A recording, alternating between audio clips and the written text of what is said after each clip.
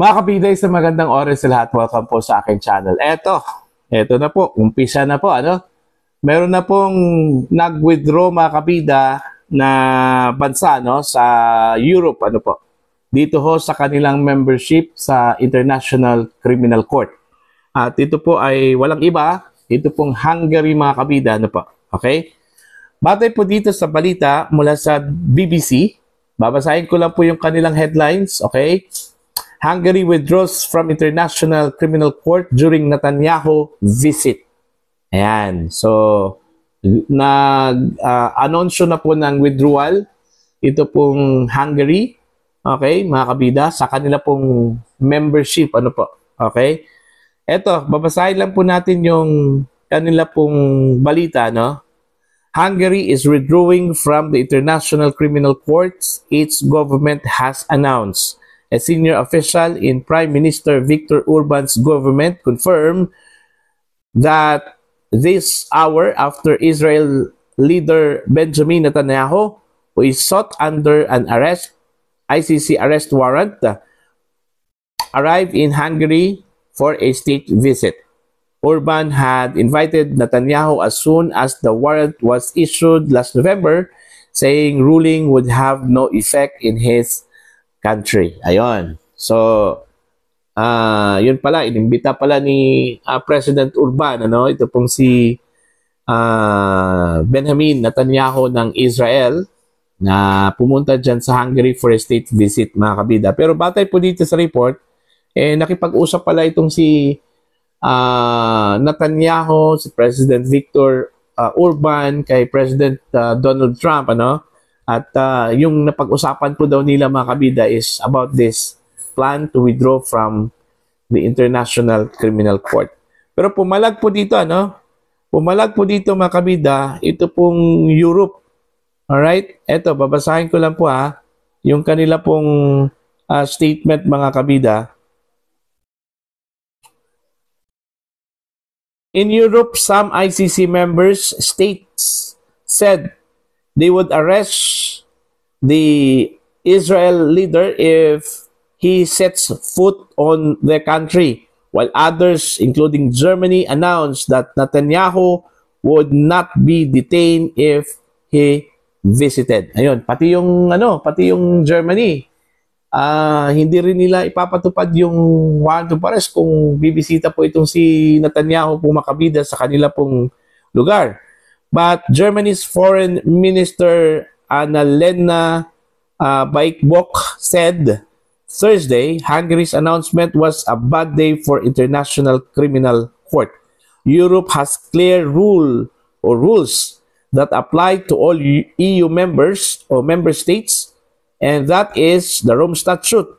I have made it clear time and again that no one in Europe is above the law, and that applies to all areas of law. Ayan. Sabi po ni Prime Minister Annalena Baerbock.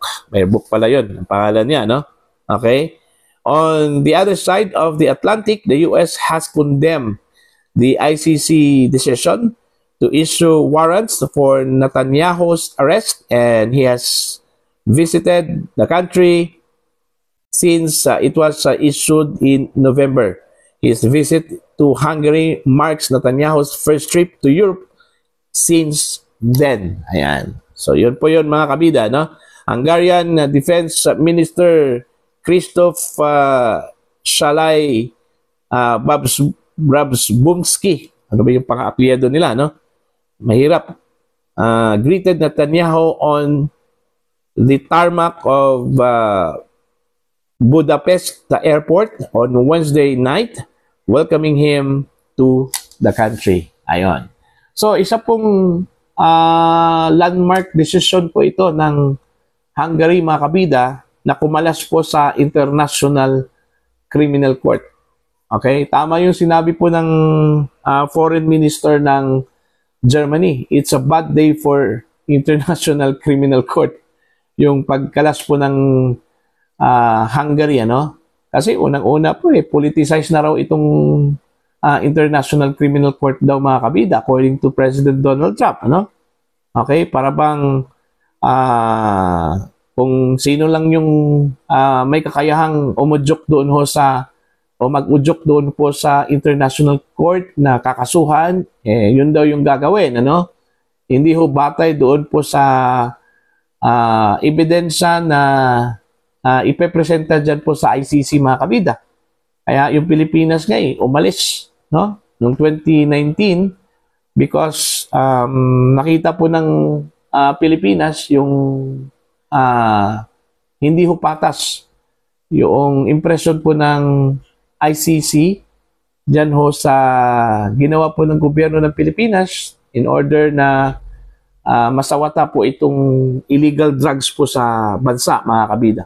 Sa halip ay ini-entertain po nila itong mga complaints na wala naman pong katuturan, walang batayan, ano?